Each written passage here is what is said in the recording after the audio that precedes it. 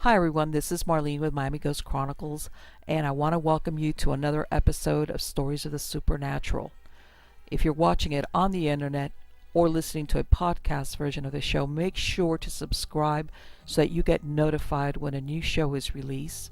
And if you'd like to find links to videos or MP3 files, just go to miamighostchronicles.com, and you can also submit any eerie experiences you've had at the Submit Your Story tab.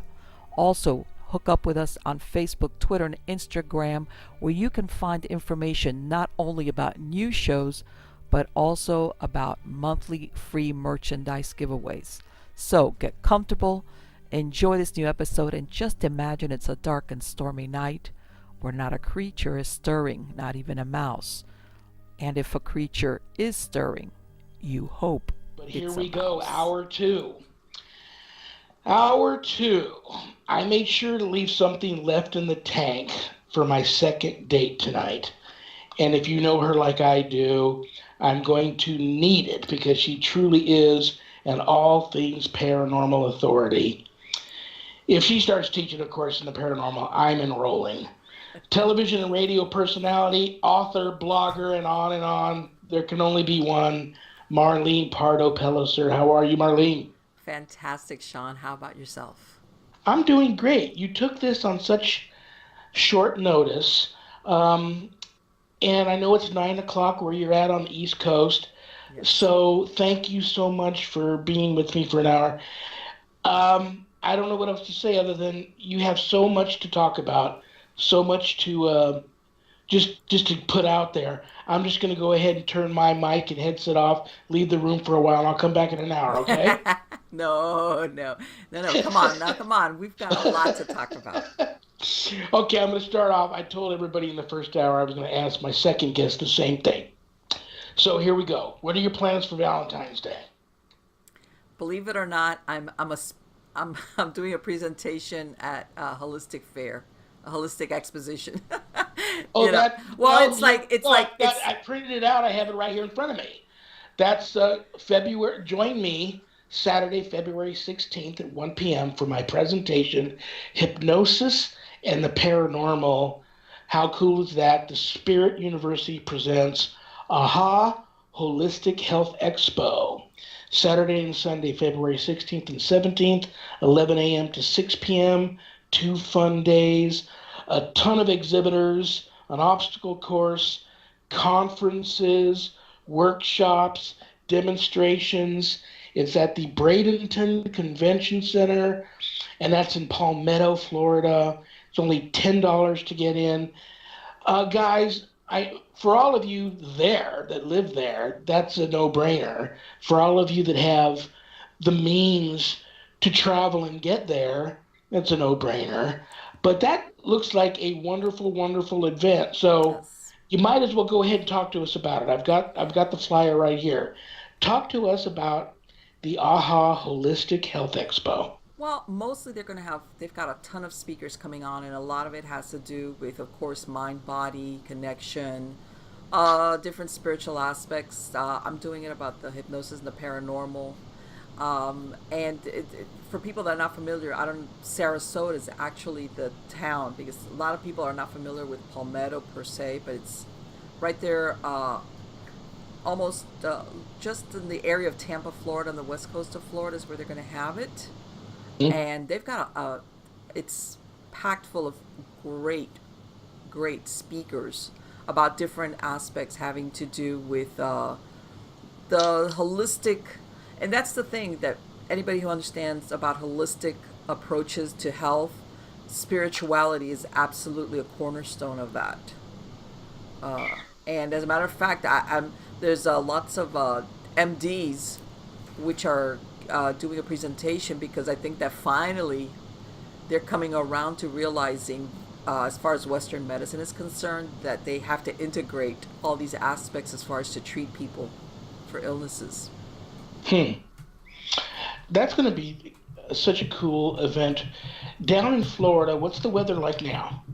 It's like 70 degrees. Oh my gosh, that's Yes. wonderful. Yes, it's great. It's great. That's just a cool thing to do. Um, if it was here, if it ever becomes Dr. Marlene Pardo Pellicer's traveling holistic event, I'm all about it. If you can get out this way, I don't Yes. travel much, but that sounds just like a really cool event, a lot of fun, Yes. and you get something out of it. It's not the same old, same old. No. So No. There's this is the there's enough first. speakers there that whatever your interest is in that area, you're going to find somebody that's going to talk about it. Very, very cool. Guys, don't forget that. It's Saturday. Let me see here. Saturday and Sunday, February 16th and 17th. And it's in Palmetto, Florida at the Bradenton Convention Center, the AHA Holistic Health Expo. And you can go and give Marlene a hard time if you Absolutely. get down there and see her. Yeah. No Okay, problem. more Valentine stuff coming your way. Advice, you are, I joke about it, but I Hmm. mean this sincerely, that you are the all things. I started to list the list of all the things that you're involved in, and it's just so much, but you truly are the all things paranormal authority in my eyes, and we're going to get to all of that, but you're as qualified as anybody to give advice for lovers Hmm. for how for Valentine's Day. Well, So got to do it. it depends. Are we talking existing relationships or people wanting to find the Um, relationship? whatever, whatever the spirit moves you to talk about. Okay, let's go with I used to see clients that were looking for the relationship. Okay, because I think most people at some point they want to have, maybe they've gotten their career, their job squared away, and the biological clock is ticking, and they're ready to start a family. They're ready for a serious relationship, and believe it or not, I would have a lot of the times my advice would be, sometimes people make too much of a, like a mental checklist of what that potential person's got to be like, Yeah. and they exclude everybody else. And that's something that people have to stop doing. Don't get me wrong, you must have standards, absolutely. But sometimes you have to give it a chance, go on a couple of dates before you turn somebody away. And I had a lot of clients that it was incredible. They would tell me their important relationships. Oh, we just ended up being friends. And a lot of times I find that people, just to play it safe emotionally because maybe they got hurt, they kind of tend to end up in relationships that they know. Oh, you know what? Like in other words, I'm maybe attracted to this person, but down the road I know that it'll end and it will be just friends because it's safer that way. So Mhm. people got to learn to uh, be a little bit willing to risk meeting somebody, maybe somebody that even like really shakes you up. Sometimes people get a little bit afraid of that feeling. That is, if you're really trying to find a long lasting relationship. Okay, that is one of the fundamental keys. And then of course you take it from there, but be more open to meeting somebody and not going only with that mental checklist, especially if that person is very successful in other areas of their lives. Sometimes they want a, how can I say it, a made to order partner, Yeah.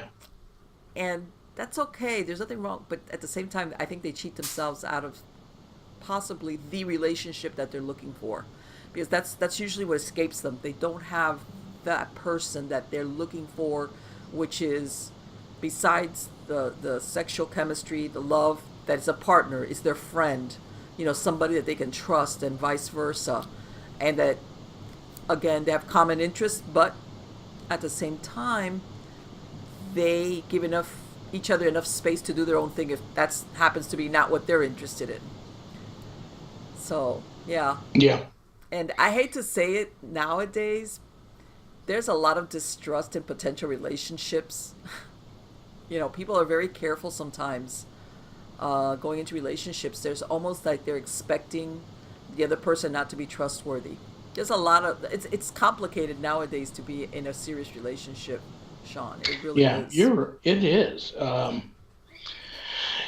What is your take on, this saying is old, opposites attract.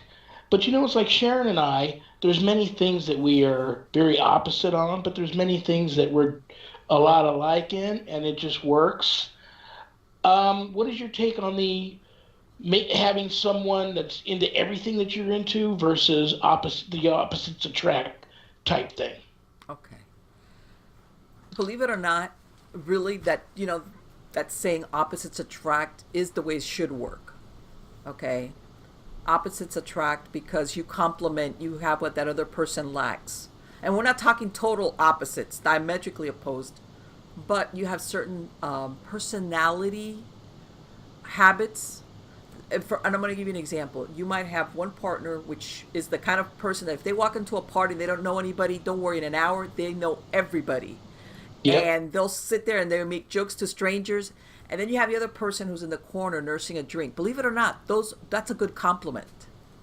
Okay, for Yeah. long-lasting relationships, that opposites attract is very good.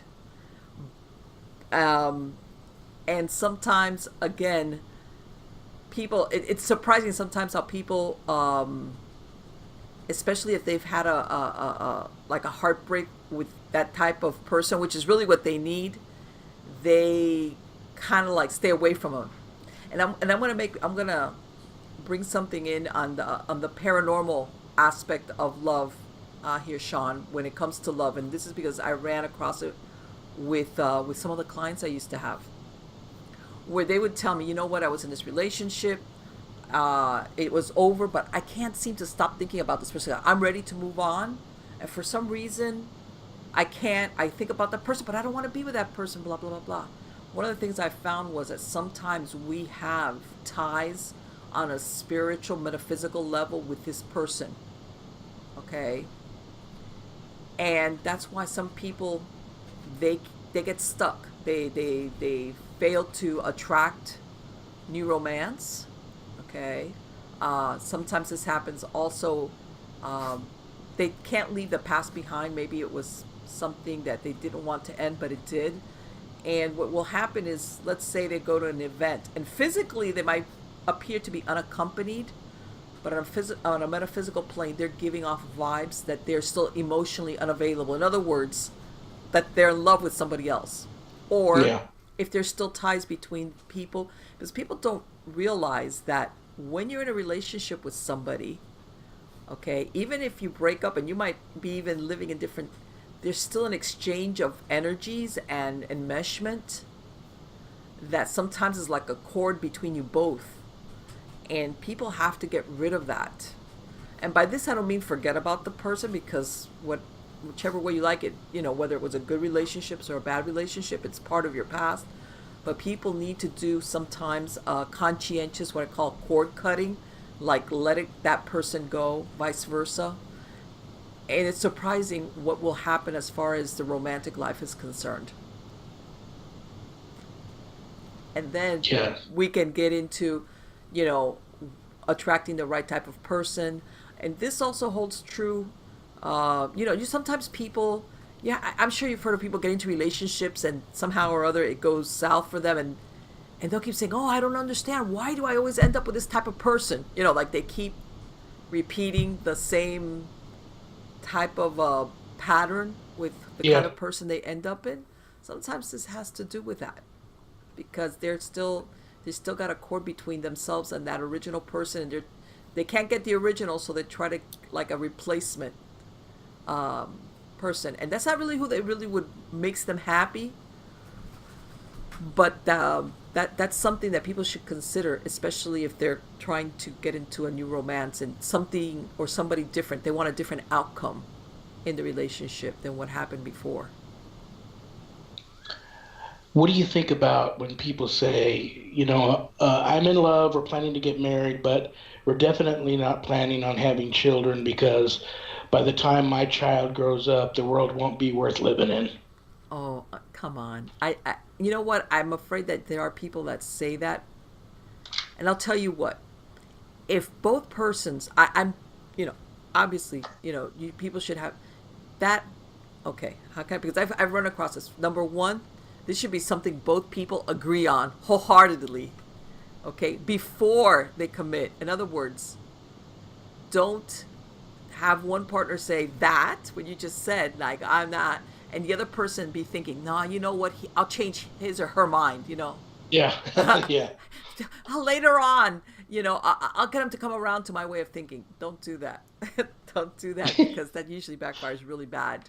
So yeah, if that's the way both people feel, even though personally I won't agree to that, I would say, okay, fine. You know what? If you don't think this is not, in other words, if you're going to have a child, it's because you really want to be wholeheartedly a parent, because that's very Yeah. important.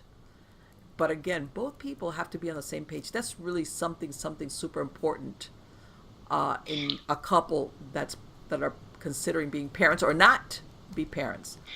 Well, you talk about the trust factor in the beginning, and everybody now gets into these marriages. It's not like Oh, back in the, well, there's exceptions, but it's not like back in the day. And there was divorce back in the day too, I know, mm-hmm. and spousal abuse and all that stuff. But like my parents, prior to them passing, they both celebrated, got a chance to celebrate their 50th wedding Wow, anniversary, yeah, which you don't see or hear about that very no, often. And a lot of people are getting into these relationships, and they'll also say, "Well, we would have a family, but who knows how long we'll be together." yeah. Well, you know what? Once upon a time, prenups existed for people that were ultra mega wealthy.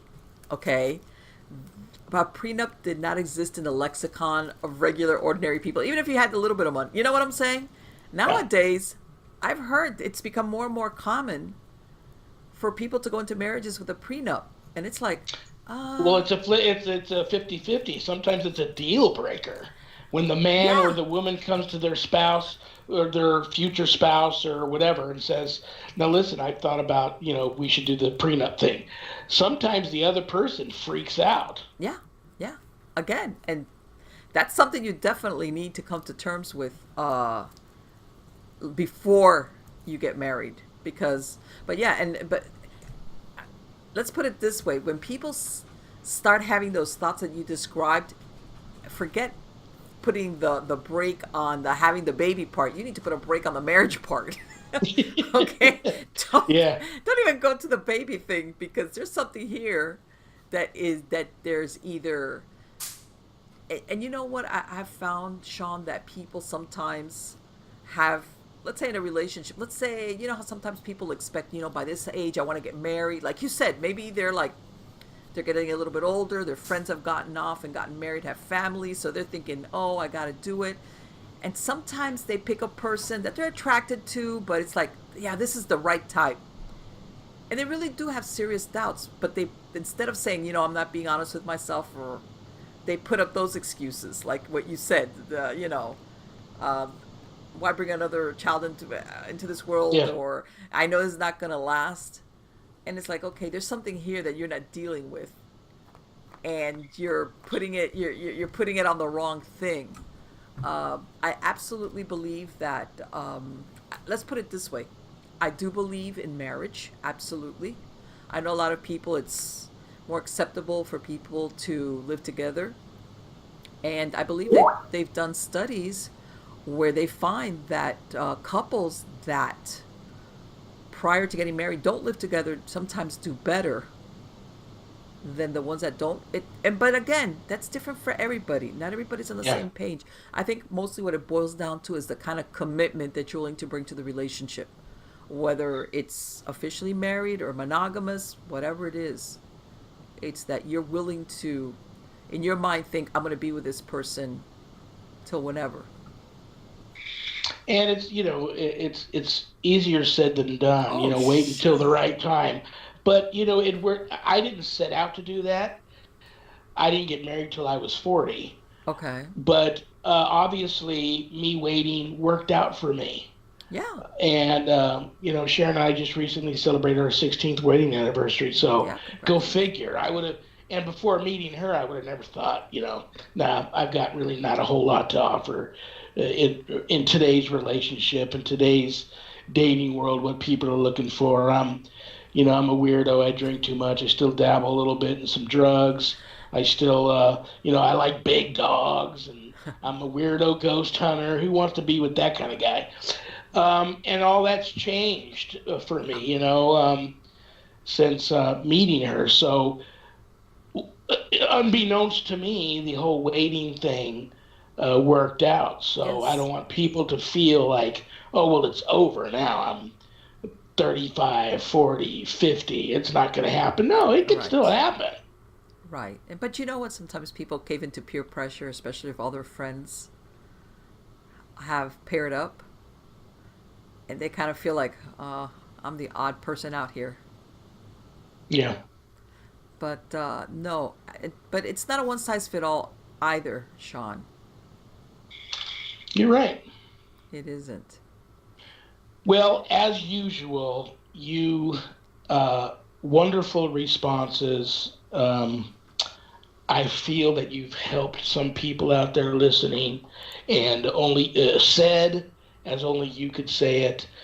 I'm going to hammer you in the net. We're a couple of minutes away from the last break of the show. I'm going to hammer you on paranormal stuff when we get Sure. back. And this is a paranormal show. And people will say, "Yeah, buddy, get to the paranormal." Well, love is very paranormal in my Yes, it opinion. is. True love, I believe, is a very is a very paranormal thing, and Mm-hmm. so it is what it is. But there's so much I want to cover with you before we go to break. Just throw this out there to people so they can do a little research before we get back. Stories of the supernatural, Miami Ghost Chronicles, Nightshade Diary, Stranger Than Fiction Stories. Did I miss anything? Well, I just launched a new one that's called Supernatural Storytime, which is all the true stories that people have sent to me over the years. Oh, don't. Let's talk about that when we get back. Okay. That sounds great. What is that called again? Supernatural Storytime. Supernatural Storytime. I want to talk a little bit about one of your new books, and you've got a million of them. I don't know how you do it. The one that there's some weird guy on here that you had do the forward in the book named Reverend Shawn Whittington, Yeah, I and it's mean, called Supernatural Safety. That's a killer book because that's needed right now, big time in yes. our field. Yes. And that's going to lead me into hopefully having time to talk to you about people that are not practicing supernatural safety. So, brothers and sisters, this is the Rev. This is Vegas Supernatural. My very special guest in hour two is the one and only Marlene Pardo Pellicer. This is the last break of the evening, guys. So 3 minutes long. When we get back, I'm gonna start really putting Marlene's feet to the fire about her take on a lot of spooky things. So don't go away. We'll be right back after these messages. Welcome back, brothers and sisters. Last segment. Boy, I wish all of you out there listening could be a fly on the wall in the KCOR studio and listen to the banter back and forth between my guest and the station manager on men. Just very. I've got my idea for my next book from you too. So anyway, and I'm just joking, but you have so much. Let's get the book out of the way. I mean, there's so many books, but of course, I'm going to pick out the one that you so graciously asked me to do the forward on. It's called Yes. Supernatural Safety. I love, love, love the book. I told you I'm going to have that book in my travel bag of paranormal stuff that I take with me to cases, and it's in there, believe me. Right. I believe everyone should have a copy of that book who is a passionate and diehard paranormal investigator, Mm-hmm. and for all the right reasons, Right. not just the bandwagoner, fly by night Ghostbuster who's just now getting into the field because it seems to be cool. You watch the shows. Yeah. This is a great book for you. Once again, it's called Supernatural Safety by Marlene Pardo Pellicer. Great book. Let's talk about your inspiration, your personal inspiration for writing that book. Well, because of all the experience, I've come across sometimes people, that will call me in on paranormal investigations throughout the years, Sean. And indeed, there was either nothing going on, or it was residual, or it was just they had moved into a place, maybe that stuff had gone on, and it was something that they could have handled, but people wigged out. And to be honest with you, by the time, if they, there's certain circumstances that if they need to call you in, I say this is not a DIY. Like, don't, you know, you need to get help. So, in other words, in the paranormal field, there's certain situations that I say you need to go and get help of this type. This is not a DIY. But there's a lot of other things that people sometimes also, if and I'm sure you've run across it. If there's something paranormal going on, doesn't necessarily have to be malevolent, but people sometimes feel very disempowered, or they feel helpless. And one of the things that I've found is that when people feel that way, whether it's a person or a family, it makes the situation worse Yeah, absolutely. with whatever is going on there. Okay, so, and like I say, you know, even if you get, whether it's a paranormal team or clergy to come in and help you, you are the person that has to stay living there. And these are things that you can do before, during, and after, even if you do get help, to keep yourself clear, to not feed whatever is there, if there is something there. Because unfortunately, a lot of this, not all the time, but the fear, helplessness, it can drive a wedge between the family members, and it can just escalate sometimes even the manifestations of what's going on. And especially if it's got a darker aspect to it. One of the things that I'm gonna, for example, one of the things that I call the Trojan horse is when you have manifestations that appear initially like it's a childlike. And I explain personally, whenever I hear that, oh, we think it's a child, or my alarm bells go off, because I find that many, many, many times this is the way that an intelligent negative entity will gain entry, is because people, as human beings, we let our guards down if we think of a child. We either feel sorry because it's a child, we don't feel it's threatened even if it's a ghost, and people have to be really, really careful when they have that aspect to something that's going on, you know, as far as a paranormal event. I caution them. As a matter of fact, I even say, don't communicate with it. You know, or you hear, you know how sometimes you hear about a child in the family saying, oh, that they are seeing or talking to another child, and maybe the family will initially think, oh, it's an imaginary playmate. And then later on, at some point, I say, that's still no guarantee. You could have an entity that disguises itself as a child. Okay, and the other aspect of this is, if it is a child, there are instances where you will have a child entity that will either try to entice the living child to do something to have it join it as a spirit itself, or will want to, usually the mother, I'm going to say it's usually the mother figure, want that parent only for themselves. Yeah. Okay. And usually what that means is getting rid of the competition.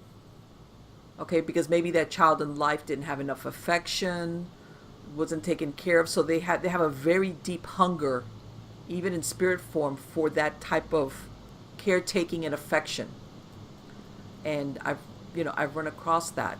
So, those are circumstances, again, that I caution people that what they have to be careful of. But the flip side of it is, and I know you remember I sent you the first you have to discount what is not supernatural, like call in an electrician.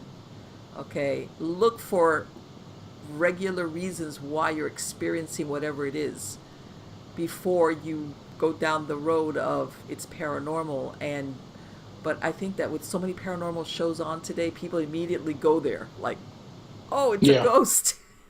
Absolutely. And I tell everybody, believe it or not, the last thing you want is for it to be a ghost. Even though it sounds so exciting, but it's not really. No. I mean, I remember having this one dream that was like, it was a day terror, but I knew I was awake during it. And when I was able to finally get out of bed and walk into my kitchen, I went to the closest, I was sleeping in the living room. I went to the closest sink that I could get to splash some water on my face and get a big mouthful of water to try and snap myself out of this. And on the window in front of me started an apparition that escalated into a lot more. And I talk about it in my book, but uh, this dream was so bad, but it was actually reality, that even today, whenever I walk to that kitchen sink and the light on above it is on, Wow. it starts flickering on and off whenever I walk up to the sink. Now, if I walk away from the sink and Sharon walks up, it doesn't do it. Or if it's just on for a while, it doesn't do it. I walk over there to put a dirty plate in the dish or grab a cup of coffee, and it's already on. As soon as I get to that sink, it starts flickering. So you got to also be aware of your surroundings and aware of red flags. If you got the spidey senses, you got the, there's one thing to have the cold drafts because there's a spirit present. But usually I find that's about all you get, maybe some smells with them. But when, you get the hair tug, the scratch, the poke, the really bad goosebumps and the hairs on the back of your neck are going up, usually that's something different. You start getting nauseous. Be aware of all of that, those red flags. Yes. And that's one of the things that I know that, excuse me, that it's even among paranormal investigators, I mention it. If you don't know how to handle that type of supernatural agency, or, maybe it's a demonic infestation, you need to back out and get help. Okay? And do exactly what you just described. Pay attention to all of this and stop what it is and regroup, because there's nothing wrong with doing that. There's absolutely nothing wrong with doing that. And sometimes some paranormal teams, they want to come in there and we can handle everything, and it's like, not really. And they underestimate what they're up against. Well, I've commented, I might have even commented on it in the first hour of the show, that a lot of my clients are Ghostbusters, new to the field, didn't really know what they were doing. They were at the wrong place at the wrong time, did and said the wrong thing, and now they're calling me. So yeah, we're all targets, and you just have to really, really be careful. And now it's just, especially this week, it's been on my mind a lot. Two clients of mine were on my mind. One guy that said he was having a love affair with the ex-wife from a former life, who is now with him in spirit, and they do everything, make love, whatever. I mean, he says we do everything as if she was a real person here, and she is real, but just spirit. But then he jumped onto the ghost busting bandwagon and went to a place, a notoriously haunted place near us out in the desert, where he claims a woman spirit was too flirtatious with one of the male spirits at the location and invited that spirit to come home with them. Now this male spirit is attacking him because he wants him out of the way, just like you said.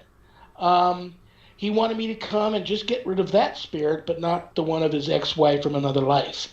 And I just told him, no, if I come in there, everybody's got to go. Yeah, exactly. They're all not playing nice. Well, one's playing a little bit too nice, but they're not, they're not going by the rules, and it's just not healthy. And he was perfectly happy to be in this, what he thought was a relationship with this ghost. Mm-hmm. And who knows what would have eventually. No, he said the ghost was with him most of his life, so it's not even like it started fun. That's an attachment. Yeah, and then turning into something else. And then I had a client whose lifestyle obviously brought on this. She also jumped on the bandwagon late, and it's just her demeanor. I mean, her day job was like a party hostess at like a topless bar, and she was also an escort. But good, very good at what she did. She told me she wasn't a whore or a prostitute, and I believed her. But something attached to her at this location, where she was being like inviting to all the spirits to come have a drink with her later, come hang out, let's have fun, to try to spike some activity, was something attached onto her. And all it basically did every night was, for lack of a better term, make love to her in spirit form. And it was very frightening at first, and I tried to help her. But eventually, and she said most of the attacks, believe it or not, came when she was at work. Well, it's Wow. that environment. And Of eventually course. she grew kind of accustomed to it and used to it. And now it's kind of just an accepted thing because nothing I told her to do apparently worked to get rid of it. So she sought help elsewhere, and that didn't work either. Hmm. But in your opinion, what are these dangers of these people that are in what they would describe to you full blown love affairs with a spirit, men and women, and they're okay with it? No, I'm gonna say something. That's not a human spirit that they're with. I'm gonna tell you something, Sean. For a spirit or something intangible to be able to do that, you're talking usually a non-human entity. Okay, that ultimately has got. And I'm sure people have heard of succubus and incubus and et cetera, et cetera. It's something along those lines, and people don't realize that these things can disguise themselves as human like or take on the appearance or characteristics of an ex lover or whatever, or the ex wife in a prior lifetime. But usually, regular old dead people can't not muster it for that long, that kind of interaction with living human beings. So both of them, I'm going to tell you, they're in big trouble. They might not realize it, but they really, really are deep Yeah, trouble. Yeah, and ultimately, what all these spirits want is possession, total possession of them, it's physically. scary. Yeah, yeah, yes, and Sometimes it takes a complete life change. I know people don't want to oh hear that, yes, yes, it but does. It does. Well, this girl is very good at what she does, and she's done it for a long time. She's not gonna and makes good money at it. She's not gonna change her occupation. And the guy, well, like he said, yeah, he only wanted you to get rid of one and keep the other, right? Is what you were yeah. saying. Okay. Which is, to believe it or not, probably the more dangerous one is the one that he wants to keep. Possibly. And yeah, that could present a problem. And I mean, I hate to say it. I mean, there's a lot of things that can bring this about.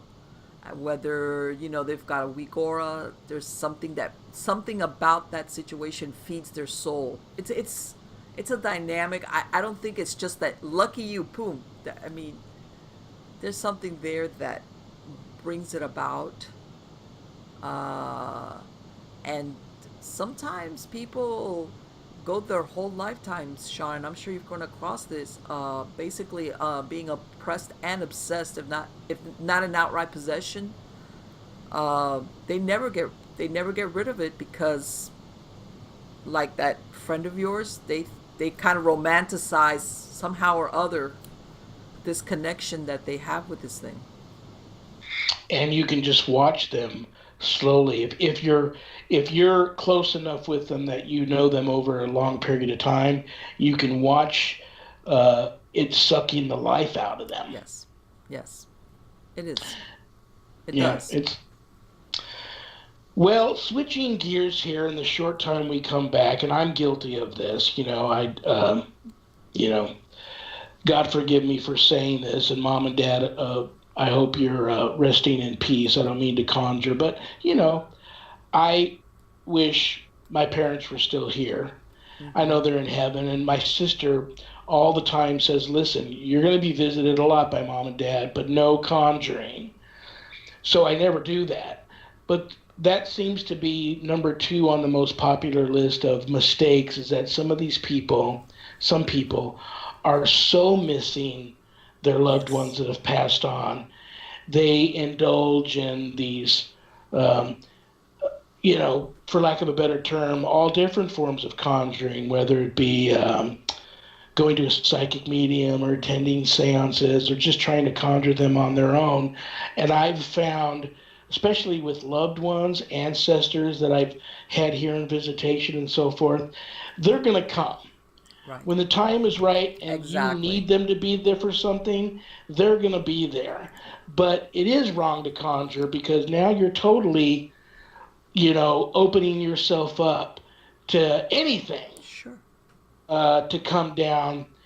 Um, what would you say to people out there that want some type of advice from you on how they can function missing their loved ones so bad, but not falling into that conjuring trap? Well, you know what? I think that most people are in most danger of that when they've recently lost somebody, that they're in a lot of pain, and people don't realize that sometimes as much pain that the spirit of that person might stay behind trying to console you or take care of you because they feel, and basically you're not letting them go on their way. So it takes a lot of courage, especially if you really truly love that person, to say in your mind or in your prayers, I'm going to be okay. I miss you, but I'm going to be okay. You need to go. Versus what a lot of people says, don't leave me, stay behind, because sometimes they actually do that. Okay, and they become enmeshed in your aura. And you don't want that. If you truly love somebody, you let them ascend. And like you said, later on at some point they come back and visit, but they're not earthbound. Trapped between this place and where they should be, which is in the presence of the divine. And it takes a lot of courage for the people that are left behind to do that. How you've heard of people when they're in the process of dying that the families will gather around, they say it's okay to go. Yeah. You need to say that even after they're dead. It's okay to go. Be on your way. I will be okay. Yeah. And unfortunately, it takes, like I said, a lot of courage, especially if you're grieving, to be able to keep that in mind. Yeah, it is tough. It's and I know that, gosh, I've lost track of how many people I know that are in that exact Mm-hmm. situation, and there's nothing really you can say, and you don't want to seem like an insensitive jerk getting on them about it, but It is. It's uh, it's it's very difficult. Like it's when you're not in those. Even if you've had losses yourself, like easier said than done when you're not the one in emotional pain. But it's almost like when you do it for their own good, because believe it or not, the spirit of the deceased, they see somebody suffering a lot and they might stay behind to console you, or or to take care of you, unless you urge them to be on their way. yeah. Because Well, listen, the point has come in the show where I don't want it to end without me reminding you once again, and I know I tell you all the time how much I love you and respect you, and thank you're you. going to be back. Yes. Um, I thank you for coming on the second hour of tonight. Uh, yeah, I could do a whole series with you, you know that, Yes. but I know you're so busy. It's just, yeah, I have a lot of people out there now doing forms of what they say are forms of conjuring that they're not actually asking the spirit to come down. They're Okay. giving them, like squiring with the mirror in front of them or looking Mm-hmm. into the bowl of liquid or looking into crystal balls, things of that nature. You're not actually conducting a seance, but giving them doorways and avenues. But that's still bad. You're giving whatever a Yes. doorway and an avenue Yes. to come through. But they say, well, I'm just looking for a vision. I'm Yeah. just waiting for a vision to come. I just want to see my loved one. Yeah. Why? Yeah. You have If you're to. not going to communicate, Right. You have to. then A lot of times people don't realize that between the time the person passes away and that they have to give it a little bit of downtime. And that sometimes, again, is very difficult to do when you're in pain and you just want to somehow soothe that pain a little bit. So people sometimes do anything they can just to alleviate, what they're feeling, which is understandable. And before I forget, I wanted to mention something real quick, Shawn, and I'm going to get off subject. I recently was reached out to by a casting personnel that they're looking for psychic kids. They're putting a new show together, okay? And they can go to MiamiGhostChronicles.com. I have the information posted on there and where to contact. And it's for families with children between the ages of 8 to 16 who have psychic abilities. And if they have something along those lines, they can just go on my website. The information's there, and then from there they can jump over and contact them directly. But they are looking. This is for something that's going to be airing the last part of 2019, so it's going to go into production soon. So Very cool. That sounds cool. Psychic kids. And they need help too, just Yes, like they everybody. do. They do. God, they do. Yeah, absolutely. Well, what else? Other than that, what's the best way people can reach out to you? They can go to MiamiGhostChronicles.com or Marlene at MiamiGhostChronicles.com. That's the best way to get a hold of me. And I have ways, email. That's. I pay attention to my emails. I might be slow in returning the emails, but I pay attention to them. Well, we're about to run out of time. You know I love you. Everybody, Likewise. This was the wonderful Marlene Pardo Pellicer, Stories of the Supernatural. She's one you want to pay attention to and follow. I'll be here next week with another live, all-new episode of Vegas Supernatural. My guest is the one and only from hyperspace right here on this network, Solaris Blue Raven. So everybody stay blessed. Be a better version of yourself tomorrow than you were today. Love one another. Stop the violence. God bless you all. Vegas strong, and I'll talk to you all next week. Good night, everyone.